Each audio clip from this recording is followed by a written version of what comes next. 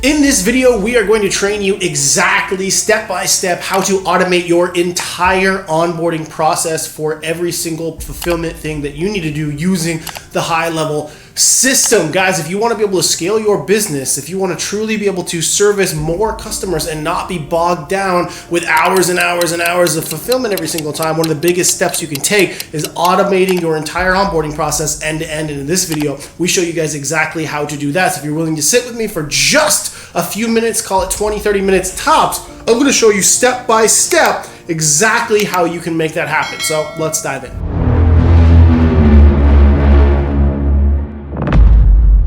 Today, and this is all about saving you time, running your business smoother, and doing what we're always telling you guys to do, which is to create a foundationally strong but also scalable business. And part of being scalable is being able to lean into all this magic you guys keep wanting to hear about, which is all the high level stuff. And today we're going to be leveraging it to learn how to automate your entire onboarding process end to end using HighLevel. The process for this has shifted a few times over the years with new updates, then removing stuff, looking at you, Zapier, please give it back someday, and switching over to other stuff. So they're going to go over it. So obviously, as always, when we're getting into the Go HighLevel systems and builds and automations, we bring on our GSD, Go HighLevel Masters, Mr. Adam and Mr. Brendan. Can you guys say hello? Wave your hands. What's up? What's up?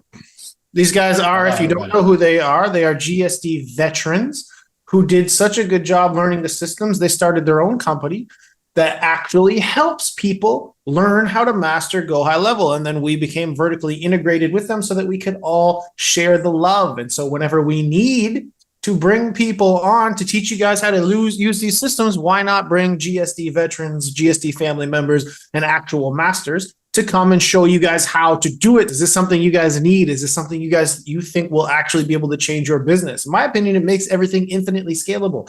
Every time you can remove human labor from the process, it decreases your overhead and it increases the amount of clients you can service. It creates a truly productized offer, which is something we talk about all the time: repeatable, scalable, and being able to put it to work. So take it from here, Adam and Brendan. Let's see how we can automate our entire onboarding process for our businesses using Go HighLevel. Beautiful. Thanks, Cody. Wonderful intro as always. Okay, guys, so we're going to cover some of the basics of onboarding and probably a little bit more into the advanced area of onboarding, because when I first joined the GSD and I first got into HighLevel, the way that I had to do onboarding was that I had to sell a product or get on a sales call and get an invoice paid. And then after that invoice was paid, I had to have an onboarding form that was already completed inside my own agency sub account. And I had to send that to my client. They had to fill out that onboarding form. And then I had to get an email.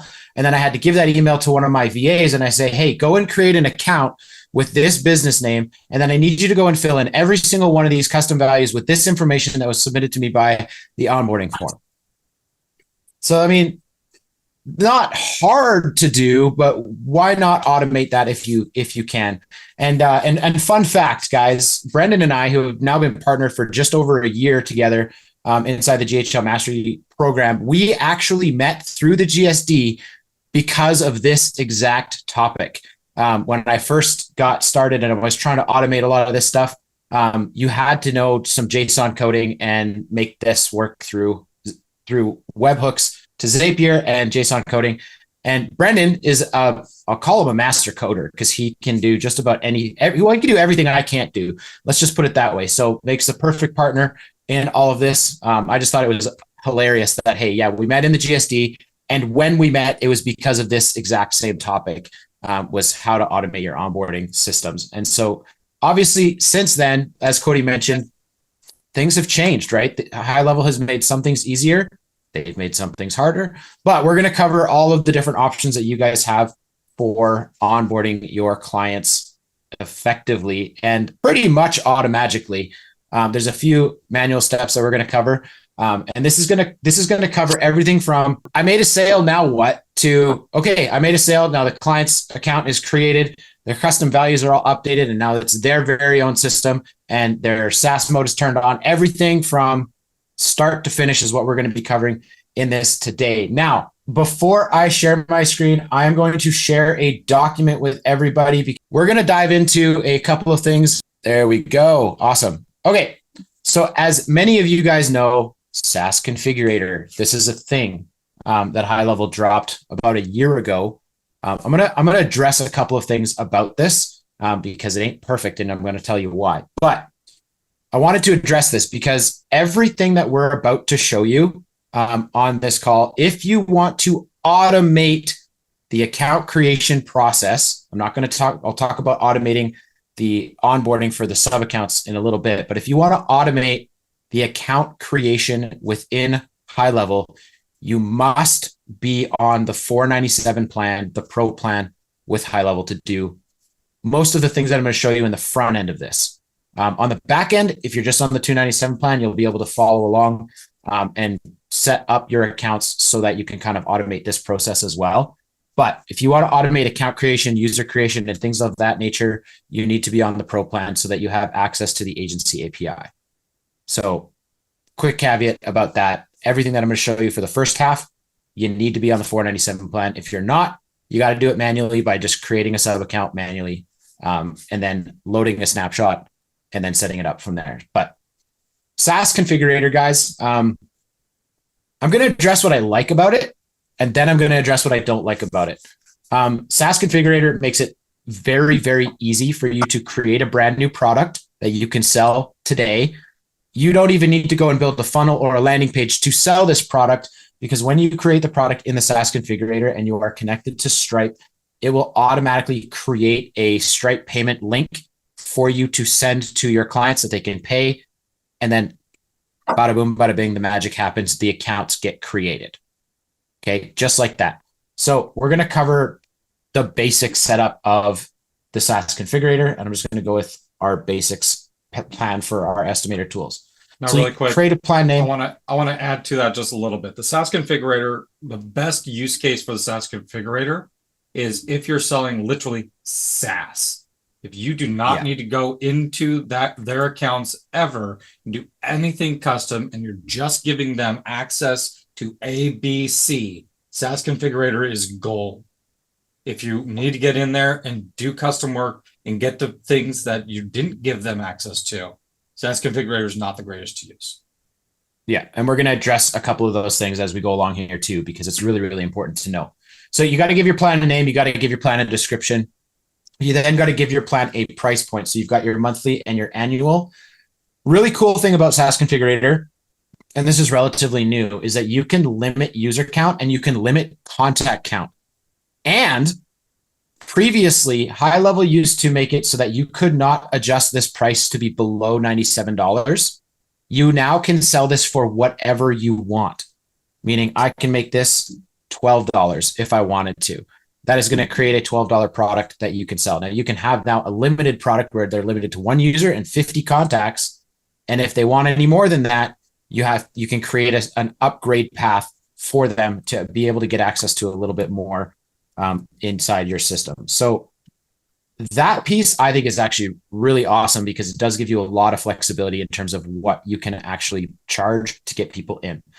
Now, a quick caveat, just in terms of HighLevel's terms and conditions, you can charge $12 for a sub account, but you cannot advertise that you are charging $12 for a sub account. So there's a big distinction there that people complain when they see other people charging $39 lifetime. They're not allowed to do that technically, but you can now charge whatever you want. They are because of where they are allowed to do it because they're a few of them are. Because I'm tired of the question in HighLevel, so I don't want you to ask it. Like there's like totally. Grandfather did before the terms of service thing. They are allowed to do it. Don't go running to go home to complain about it. Yeah, don't complain about it because they get it all the time. Okay, so pricing and plans you can adjust and really customize to be whatever you want. And then you can come in here and determine what features are going to be turned on or turned off for that specific level in your SaaS. Which brings me to thing number 2 that I do not like about the SaaS Configurator. Okay. When you choose what is turned on and turned off, this literally turns them off for the entire account, including agency admins. Meaning if I was to create an account for Brendan and these were the features that I was giving him, I would not be able to see as the agency admin any of these other features inside his sub account. Okay, so the problem obviously with that comes if you have a snapshot that's got workflows and things of that nature, you as the agency admin will not be able to access workflows inside that sub account.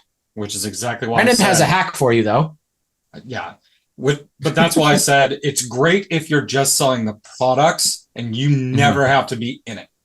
If you do need to get in an account and do changes, you go to another account that has access to that. You go into the workflow section and then you switch sub accounts and you're in that.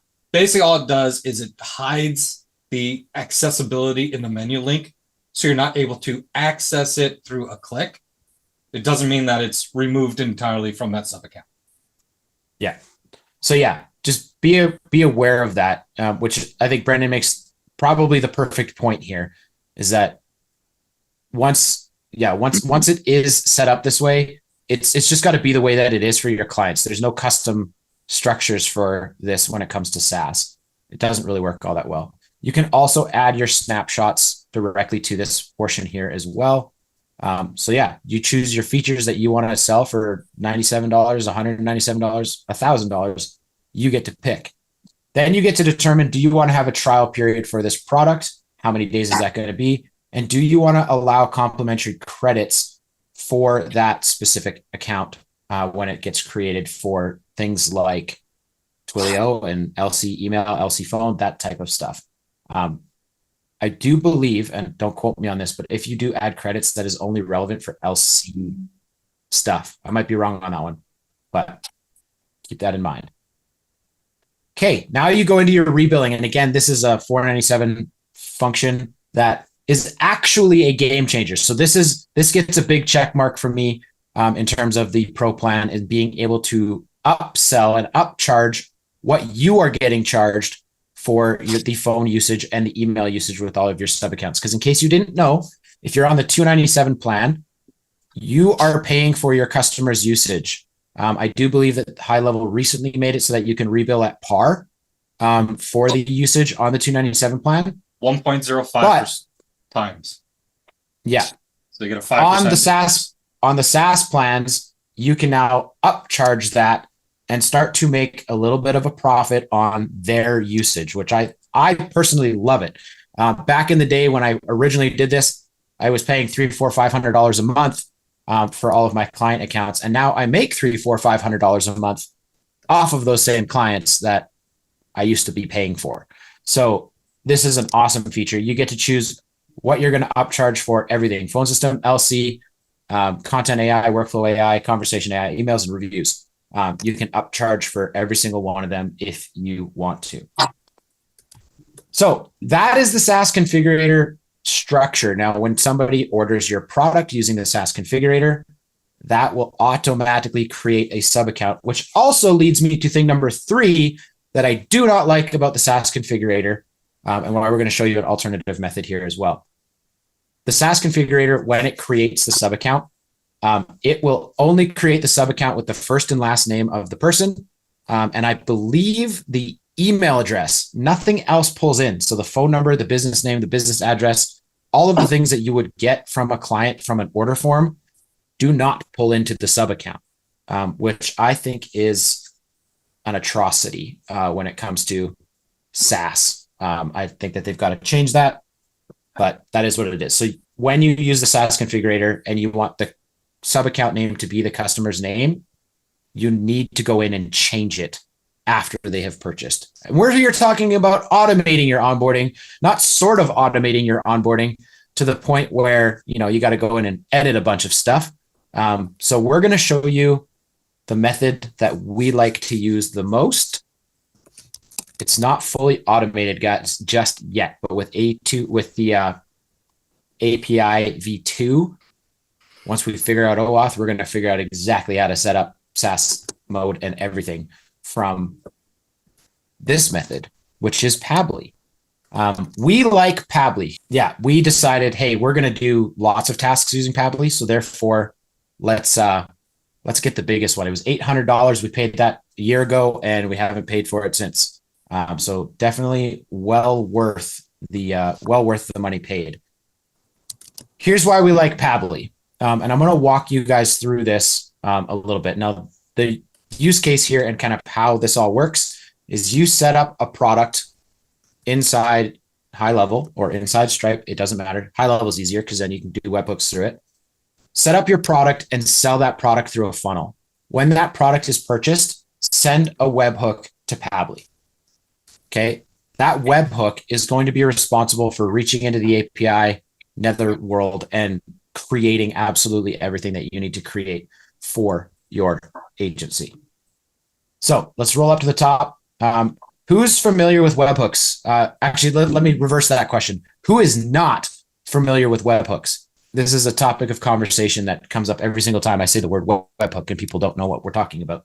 Brandon and I have two very different explanations of a webhook.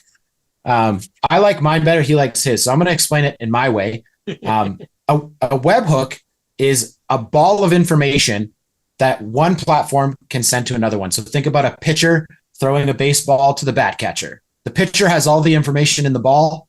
They chuck that ball over and the bat catcher catches that information and then reformats it. Obviously, a bat catcher is probably not that smart, but reformats all the data so that it becomes usable. That is what a webhook is in its simplest form. So what we do is we take all the information that we have on that contact record from HighLevel and we throw that ball over to Pabbly so that Pabbly can grab that information and now we can use it to do multiple different things across multiple different platforms. Jen's saying she wants to hear my example. Jen wants to hear Brandon's explanation of a webhook. Right. So imagine, I'll use Amazon for example. You order on something on Amazon puts it into a box that ends up at the Postal Service. Postal Service knows exactly where that goes because it has an address, right? It takes us to where it needs to go. In this case, it would be Pabbly. It lands at Pabbly. Pabbly opens up the box and it has instructions that it knows exactly what to do with all the material that you sent over to it. So what Go HighLevel does is they package the box with all the information of the contact. That then goes to the mail courier, which takes it to the address that it's needed, which is Pabbly. And then they unpack it and they're told exactly what to do with all that information. So I use that one because the address aspect of the webhook on Go HighLevel has to have the address that's given to you on Pabbly. So that way they know exactly where that information needs to go. And that's the difference between a coder language and a dum-dum language. So there you go. Thank you, Brendan. Okay. So once we have caught the webhook, from HighLevel and it's now in Pabbly, we have a whole bunch of information on the contact record at hand here. So this is literally every single custom field, standard field, value, like everything that you have on that contact will show up here inside Pabbly. Now, here's why we like Pabbly versus Zapier. Cody kind of mentioned it right at the beginning that, one day the old way will come back. Well, this is I don't think it will, old way.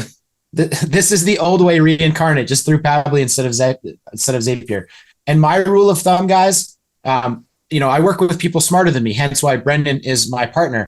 And so he can do the high-level techie stuff and the coding. But if I can't do it, then I shouldn't teach everybody else how to do it.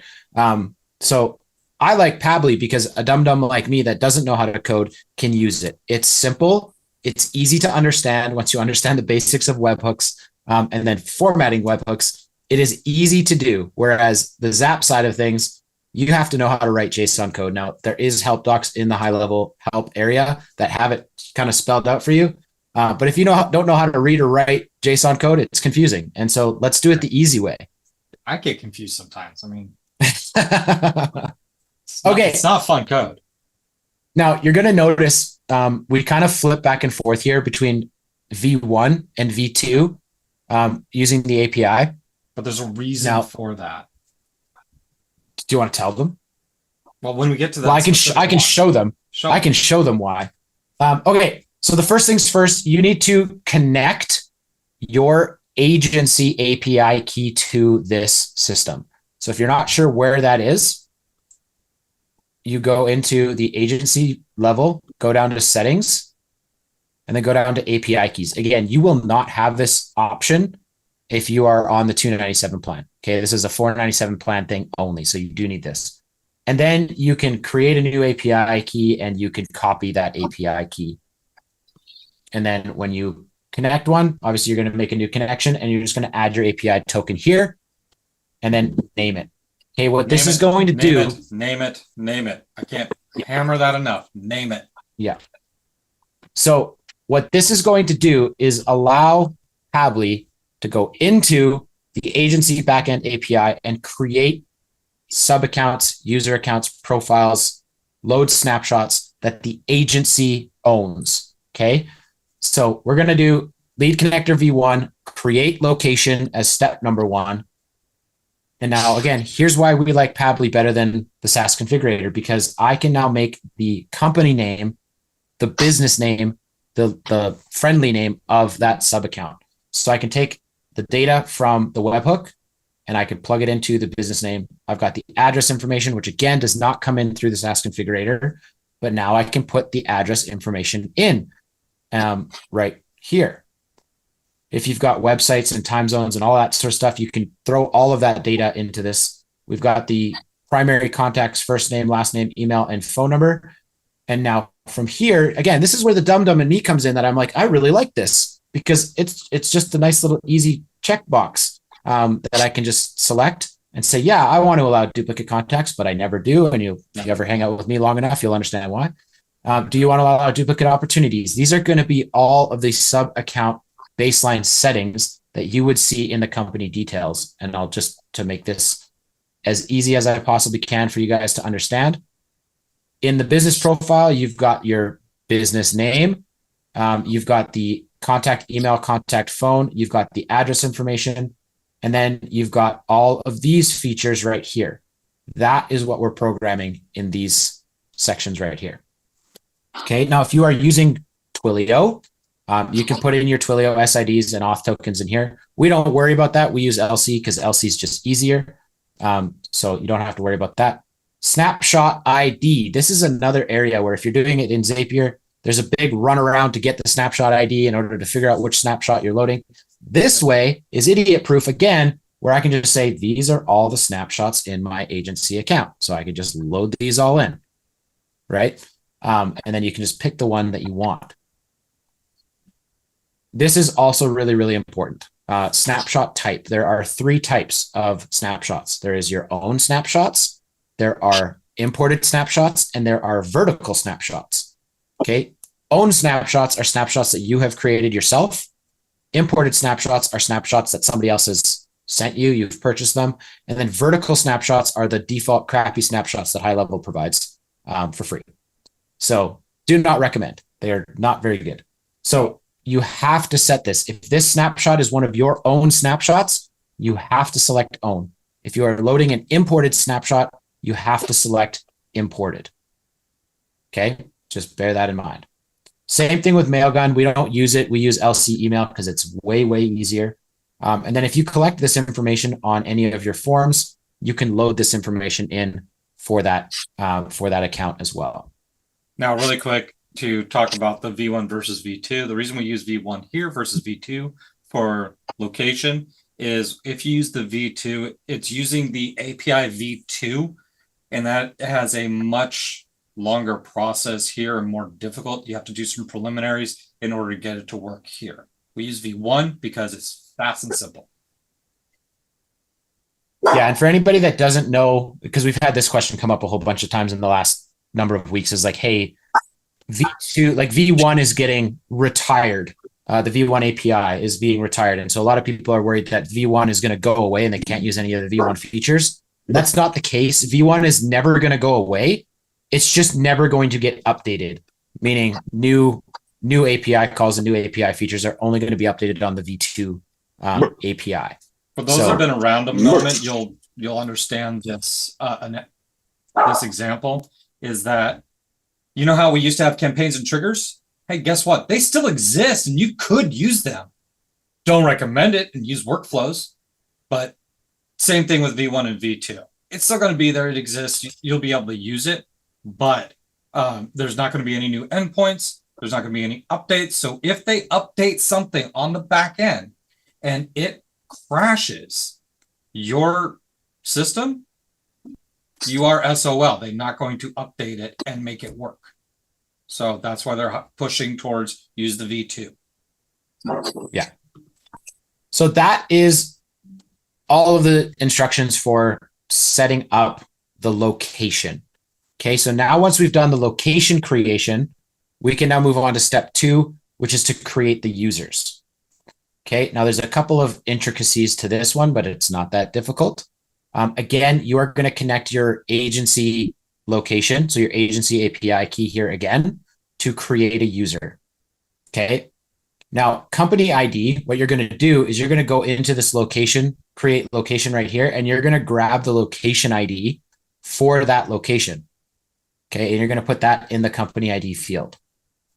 You're going to put the user's name and email, password, phone number inside these fields here. And then what's their role? Are they an account user? Are they an agency user? Are they an admin? Or are they just a user? And then you're going to, again, take that same location ID and you're going to put it down here again. What this is doing is this is telling the API that you're looking for to create a user in this location specifically. Okay, and that will then create the user in that location. And then again, you get to choose what they have access to inside the system. Okay, so this is where, and you'll see this, I put this one here just to show you guys how this works, but I'm going to show you how we do it. I have another condition just below this. And I'll show you how we do it because we sell different types of plans where users have some restrictions and some users don't. This method allows you to have everything open inside the platform. So if you have workflows and things that you want to give as part of your system and part of your snapshot, this puts them in that sub account, but you can limit what the user can actually access based on the user permissions.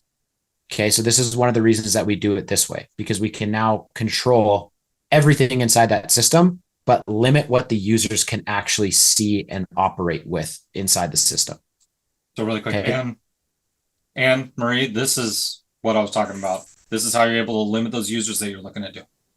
And so they can't even see them, right?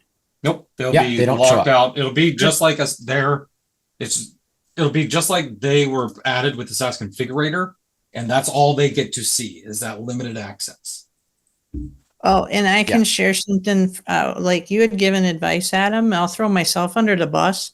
Somebody had challenged you on your wall, and then I got confused. It'd be close to a year ago. And you had mentioned about how to set something up. I won't say it in case I'm not remembering it right. But then, like, when I went to, because you had done an advanced thing where you had shared like where the stuff winds up living. And if you don't do it this way, you're going to cause a problem. Yep. I learned the hard way. Well, that's why you listen to people who have made those mistakes before you have, because I guarantee you, Brendan and I have made more mistakes on this platform than all of you combined. And that is a lot of we hours on it. A lot of hours on this platform. So yeah, I wanted to show you this structure just because you can set the user permissions at this level so that they can or cannot see certain aspects of the CRM. Now, we take this one step further. So if that's all you wanted to do, you're done. Okay, you've just created a location. You've just added the user. They're going to get their login credentials sent to them, and they can go ahead and log into the system. They're basically done. Now, we take this a step further. Now, this is partly because of how we have our system set up, but I wanted to show you guys some of the extra things that you can actually do here. We use this text formatter, and we take their company name, and we find all of the spaces that are in that name, and we replace them with blanks so that there's no more spaces in that name. And then what we do, and this is going to be really relevant for part 2 here as we go along, then what we do is we actually reach into our Cloudflare account and we grab one of our domains and we take that shortened version of their name and we create a subdomain for them, for that client using our domain. And this, again, will make a lot of sense in just a minute. So we grab that, we create a subdomain using the customer's name .ourdomain.com. and create a domain out of it. Now, this step here is something that if you do this, so you don't have to do this, but if you do this, this gives you a ton of flexibility as to what you can actually do with this user moving forward in terms of automations. Okay, so to be clear, what I'm doing with this one is I'm creating / updating a contact record. And I'm updating that contact record in our agency sub account. So the person who just purchased through our agency sub account gets their account created, gets their user created, but now we're going to send that information back to ourselves inside our agency account. So we're going to just go first name, last name, and email. That's the only thing. Technically, you only need the email to do this. But we're going to now send this data. I got to go find it real quick. So new location domain. So that domain that we just created through Cloudflare is now getting added as a custom field value inside that client's account. The new location ID is also getting added to that client as a custom field. And then we're also going to add the location API for that client account as well. And the reason that we do this is because if at any point we want to send another webhook, let's just say we have, package number 1 and it's a limited snapshot. If we have package number 2 that adds something else to it, they can now go and purchase package number 2. And because we already have all this information, we can just send it over to Pabbly and update that existing location with the new snapshot. So we can load in an additional snapshot into that account automatically. So this is kind of our methodology of the SaaS upgrade package, upgrade plan. So not required. You don't have to do this, but just to let your guys' brains start getting some ideas to make you dangerous. You can do a lot with the location ID and the location API stored in that contact record. Okay, now here's what we do when it comes to the user creation. It's a little bit different. We create a router and we base this off of what plan did they purchase. Okay, so we send information through here to say they purchased this plan or that plan. And then what we can do is we just change the way that we do the user creation by limiting the feature sets based on the plan that they purchased. So all we did is we created a tree, right? A little branch saying they bought Pro or they bought Advanced. They're going to get these features on Pro and they're going to get these features on Advanced. So that's how we split that up, is we just create a router. We use that exact same create user structure. And then we just change the permissions based on what they purchased. I want to just share kind of Brendan and I's own philosophy around a lot of this stuff, because this seems intense. It seems like a lot. And at first it's a lot. Okay. When you're first figuring out how to do this, it's going to be kind of hard, but Deep learning curve. The nice part is you're going to learn relatively quickly. And once it's done, it's done.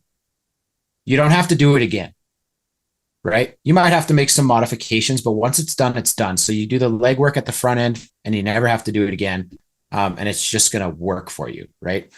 So that's kind of, we take a lot of time to make sure that we do things the right way the first time, but once it's done, and it's just going to operate consistently for you every single time.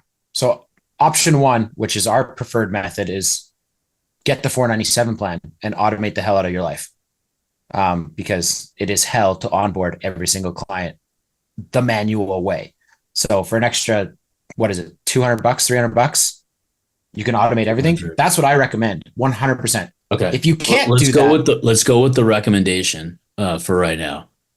Let's just go. Yes, I agree. Okay. However, even with the recommendation, there are some automations that we like that make it really, really easy to onboard your clients. Because, and again, what Brendan mentioned about SaaS configurator is great. If you don't give them anything, they're just logging into the SaaS and they're creating their own. That's great. But when you have snapshots and you have different things that need to be customized based on the customer, which I'm assuming as an agent, most of you guys are agency owners. Most of you guys have to modify and customize their different custom fields. Would that be correct? I'm going to do like a quick 10-minute just blitz on how we set this up. Okay. 90% of setting up a customer's account is setting up custom values. Okay. So if you have your custom values set up properly, that they're ready to go, this is how your process is going to be made way faster, because instead of you doing it yourself or having a VA do it, the copy and paste structure to fill in all this information, what we do now is we just point our clients to a link that is built into the sidebar for them to onboard themselves. Okay, so again, you can do this on an onboarding call, but again, that's going to take your onboarding call time from an hour down to 15 minutes because you're just walking them through different fields that they need to go fill out on a form. Okay, so let's get the screen share rolling again. I'm going to use our trusty or OG roofing estimator.